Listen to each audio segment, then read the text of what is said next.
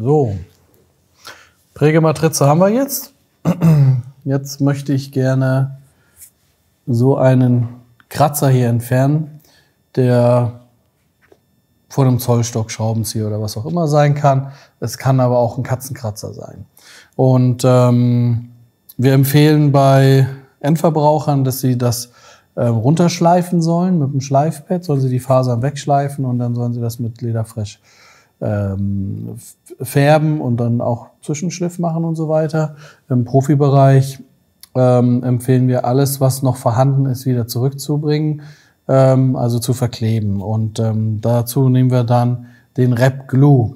Einmal kurz, um ein bisschen Klarheit zu schaffen. Also wir haben zwei Klebstoffe, wir haben den Rep Glue und wir haben den Lederkleber. Der Rep Glue ist tatsächlich nur dafür gedacht, so kleine Fasern zurückzukleben. Der hat nicht genug Klebekraft, um einen Schnitt miteinander zu verkleben oder einen Dreiangel, der hoch steht, zu verkleben oder wenn man hier einen Spannstoff drunter machen, den zu verkleben. Das kann Rep Glue nicht. Rep Glue ist sehr gut für solche kleinen Fasern, weil er sehr wässrig ist von der Konsistenz oder von der Viskosität her. Ist er wie Wasser, also sehr, sehr dünn. Im Gegensatz zum Lederkleber, der Lederkleber ist ein bisschen voluminös, also der hat ein bisschen Volumen, klebt super, super gut, also Dreiangel, Schnitt, Sachen, die hochstehen, die man wieder runterkleben möchte, wie auch immer. Das ist gar kein Problem mit diesem Kleber, der ist wasserbasierend, das ist auch ganz schön. Und er trocknet transparent weg. Man kann ihn auch einfärben, kleiner Tipp so am Rande, manchmal ist das ganz hilfreich, dass man die Stelle, die man da verklebt, vielleicht auch schon ein bisschen einfärbt. Genau. Würde man mit dem Kleber jetzt diese kleinen Fasern hier nach oben kleben, runterkleben, dann hätte man halt auch ein bisschen Volumen da drin, weil der eben ein bisschen dicker ist. Und dann wären die Fasern zwar runtergeklebt, aber wenn man mit dem Finger rüber geht, dann würde man das spüren. Das wollen wir nicht. Deshalb nehmen wir für so etwas nicht den Lederkleber, sondern den Rep Glue, der eben so eine Sachen gut runterkleben kann. Aber vorher, das was ich in ein paar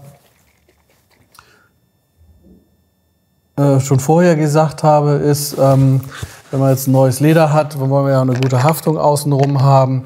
Da muss man also einmal mit Top-Entferner reinigen, sauber machen sowieso. Jetzt ist das ein relativ neues Teil hier und ist auch schon sauber, aber man sollte auf jeden Fall einmal mit Top-Entferner hier rüber gehen und diesen Bereich ausarbeiten. Genau, sieht man auch ein bisschen Farbe runtergekommen. Das wollen wir auch, weil jetzt wissen wir, dass wir hier eine gute Haftung bekommen.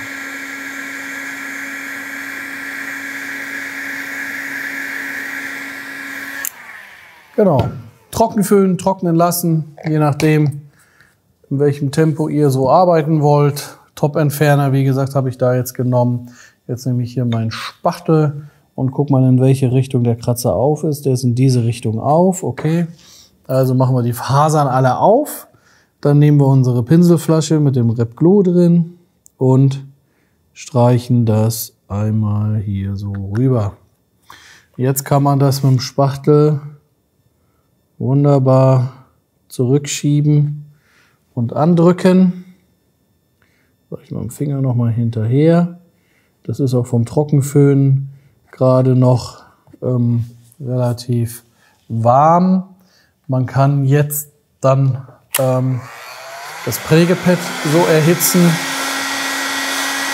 Ich halte das so, damit ich meine Hand nicht mitwärme, weil wenn man das so macht, dann wird die Hand zu warm, das hält man nicht aus. Und ich gehe relativ dicht mit dem Föhn ran, damit ich den Wärmefluss besser kontrollieren kann, weg von meiner Hand, also in diese Richtung. Weil wenn ich hier mit 400 Grad drauf gehe, dann ist das doch ein bisschen, ganz schön warm und hält man dann vielleicht nicht so aus. Also ordentlich erhitzen und dann einmal so in diese Richtung prägen, runterdrücken und dann bis 30 zählen, weil natürlich im ersten Moment, oder was heißt natürlich, es ist so, dass im ersten Moment sich das die Prägematrize sich verbindet mit dem Füllstoff oder mit dem Klebstoff, in dem Fall mit dem Repglue. Und das braucht einen Moment, dass die beiden sich wieder trennen, also voneinander loslassen.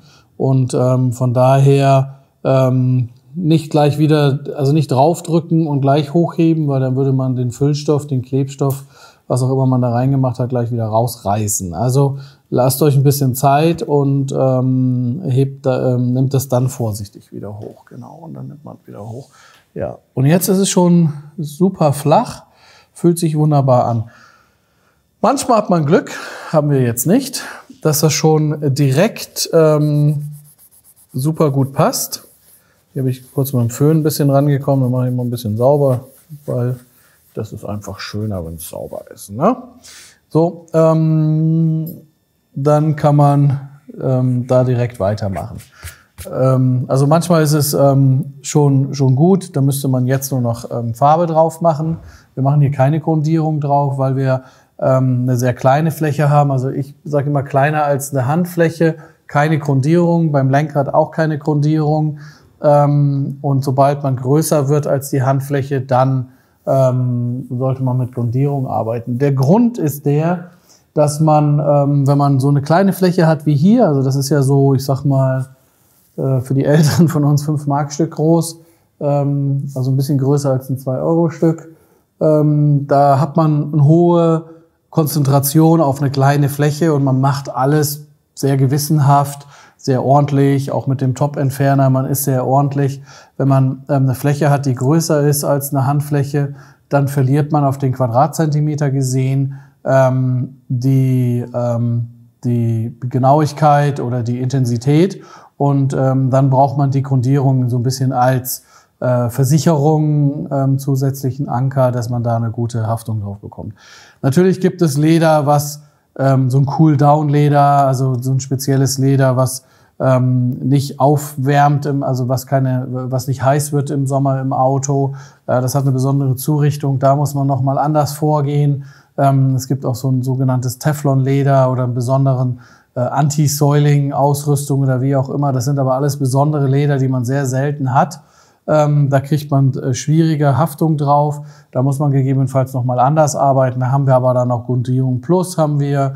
Wir haben noch eine Kunststoffgrundierung, die man natürlich auch auf Leder anwenden kann. Die ist vernetzbar, also da kann man Vernetzer reinmachen und so weiter und so fort.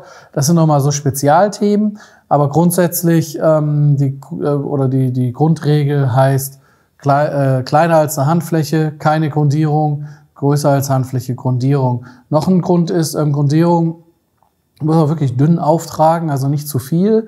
Und wenn man so eine kleine Fläche hat, neigt man auch dazu, zu viel aufzutragen.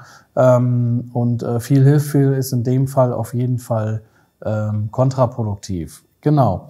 So, nächster Schritt wäre, um da jetzt hier eine perfekte Reparatur zu machen, das mit dem Füllstoff weiterzuarbeiten.